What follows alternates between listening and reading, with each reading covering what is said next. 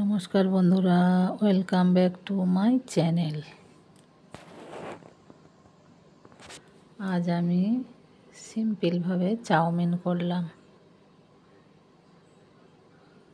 প্রথমে জল বসিয়ে দিয়েছিলাম, জলের মধ্যে একটু তেল দিয়ে দিয়েছিলাম, 1 চিমটে হলুদ ফেলে দিয়েছিলাম, দিয়ে চাউমিনটা দিয়ে দিয়েছিলাম। ভালো হয়ে সিদ্ধ হয়ে যেতে চাউমিনটা ছেঁকে তুলে নিয়েছি। তারপর কড়াই তেল দিয়ে গাজর আলু ভালো করে ভেজে নিলাম।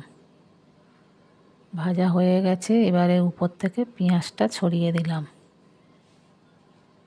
পেঁয়াজটা আগে ভেজে গাজর আলু তুলি না কেন, ওর টেস্টটা ভালো লাগে না।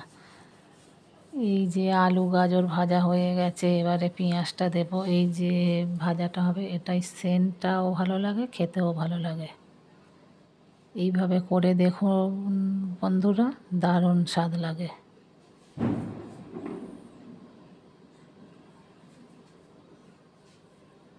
তারপর আলু গাজর ভাজা হয়ে গেছে, পেঁয়াজগুলো দিয়েও ভালো করে ভেজে নিয়েছি। এখানে আমি 2টো ডিম ফাটিয়ে রেখেছি, লবণ দিয়ে ভালো করে ফেটিয়ে নেব।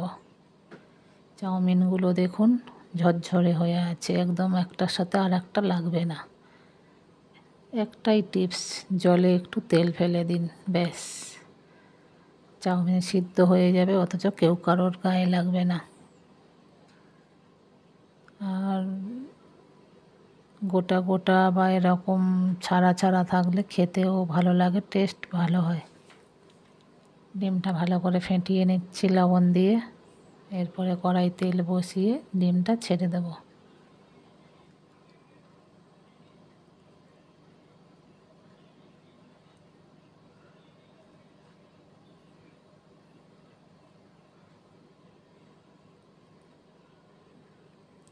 সবার রান্না তো একই নয়, এক একজনের সিস্টেম এক এক রকম।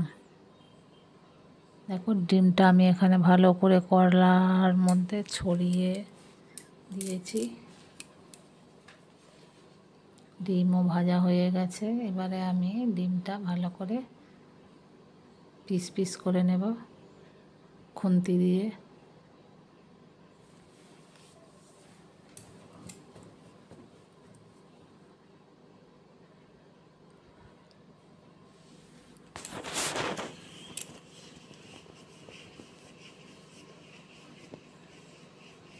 ছোট ছোট খুন্তি দিয়ে ছোট ছোট পিস করে নিয়ে নেব।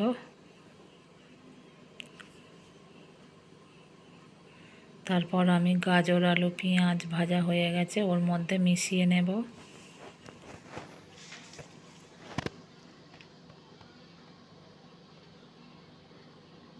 দেখো এখানে দিয়ে দিয়েছি।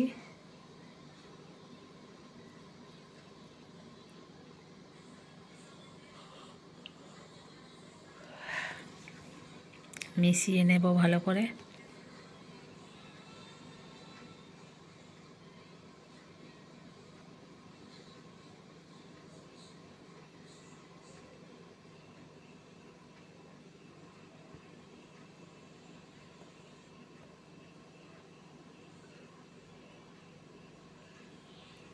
ভালো করে মিশিয়ে নিচ্ছি। দেখো বন্ধুরা, একদম ঝরঝরে সরসরা হয়ে আছে, একটার সাথে আর একটা লাগছে না। এর কারণ জলের একটু তেল ফেলে দেয়া, ব্যাস, আর কিছুই নয়।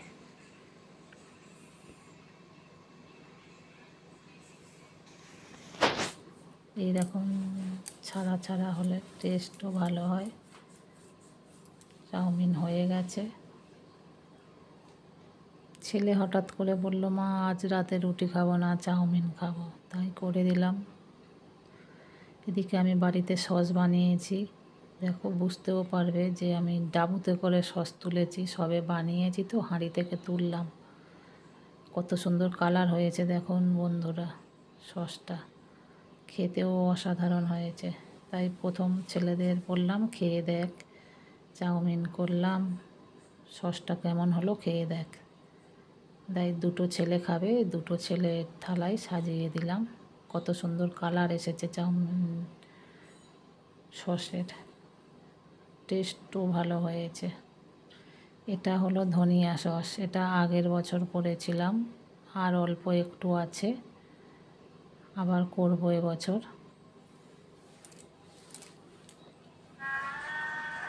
আমি কোনো সস কিনি না বন্ধুরা, বাড়িতে বানাই। টমেটো সসটাও বানিয়েছি, ধনিয়া সসও বানিয়েছি, কাসুন্দিও আছে। এইভাবে বানিয়ে খেলে মজাই আলাদা, স্বাদই আলাদা, ভালো লাগে। বাইরের কেনা সসে অনেক কিছু ভেজাল থাকে, আমি জানি, তাই বাড়িতে বানাই। নতুন বন্ধু হলে চ্যানেলটা সাবস্ক্রাইব করে পাশে থেকো। সবাই ভালো থেকো।